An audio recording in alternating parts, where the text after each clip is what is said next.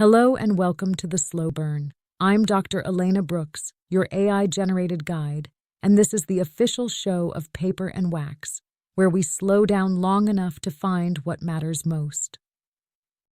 Today, we're talking about something deceptively simple, but life-changing, the quiet power of saying no. We'll explore why boundaries aren't just barriers, but bridges to peace, energy, and emotional clarity. You'll hear about the psychology of people-pleasing, why saying no feels hard, especially for women over 40, and how saying no can actually be an act of love. This week on The Slow Burn. The slow burn. Have you ever said yes and immediately felt that sinking weight in your stomach? The quiet voice that whispered, "Why did I agree to that?" That voice isn't wrong. It's the part of you that remembers your needs matter too. But for so many of us, especially women conditioned to caretake, accommodate, and smooth things over, saying no can feel like a betrayal, even when it's a rescue. Dr. Brené Brown, a research professor known for her work on shame, vulnerability, and authenticity, teaches that boundaries are essential to wholehearted living. She explains, compassionate people ask for what they need. They say no when they need to, and when they say yes, they mean it. This concept appears in her book, The Gifts of Imperfection. Brown's research reveals something radical, that people with the strongest boundaries are often the most compassionate. Because when we take care of our own energy, we show up more fully, honestly, and sustainably for others. I used to have this habit of saying yes to every favor, dog sitting, last-minute errands, even projects I didn't have time for. I told myself I was being kind, but what I was really doing was abandoning myself a little at a time.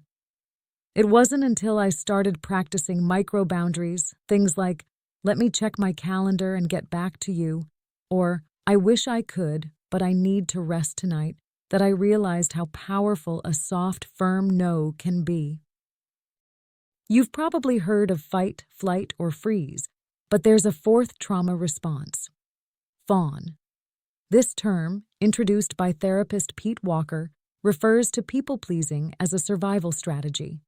It's especially common in those who experienced childhood relational trauma and often shows up as a default response in women conditioned to keep the peace.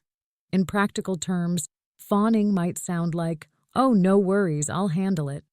I don't mind, really."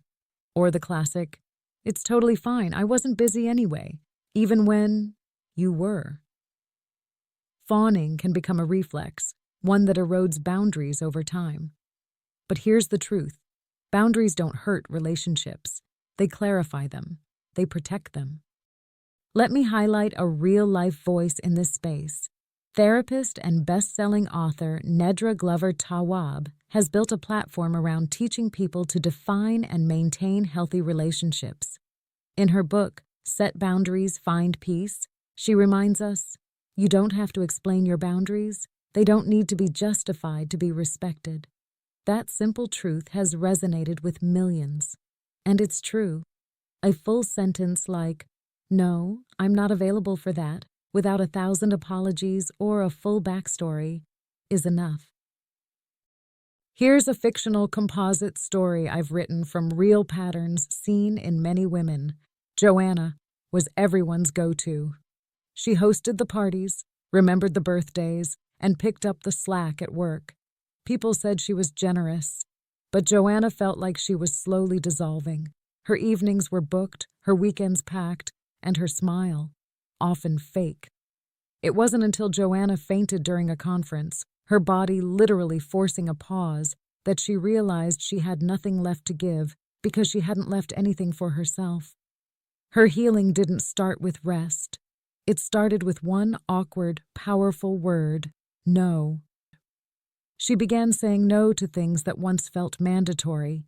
She let others cook the holiday meals. She declined the 4th volunteer role at her child's school, and in doing so, she found something she'd lost: joy. Her time was hers again, and her relationships? They didn't disappear. They deepened. Here's the thing about boundaries. They're not just external. Sometimes the boundaries we need to set are internal, the kind that helps us stop overthinking, over-apologizing, or overextending, like the mental loop that tells you you have to answer that email tonight, or that you're a bad friend if you don't say yes. When we talk about boundaries, we often picture hard conversations with others, but I've found that the most challenging and transformative boundaries are the ones we set with ourselves. For example, I once had to make a rule that I don't respond to texts after 8 p.m. It sounds small, but it was life-changing. That hour of screen-free quiet became sacred. It became mine.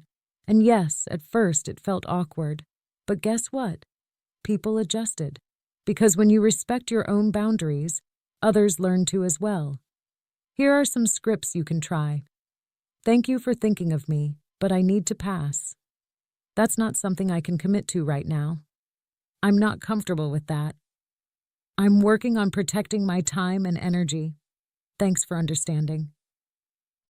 You can also build boundary rituals. One I like is writing out your top 3 energy leaks each week. Then next to each, write the smallest no you can practice. Not the big dramatic kind, the small, steady kind, like placing a pebble each day until you've built a wall that protects your peace.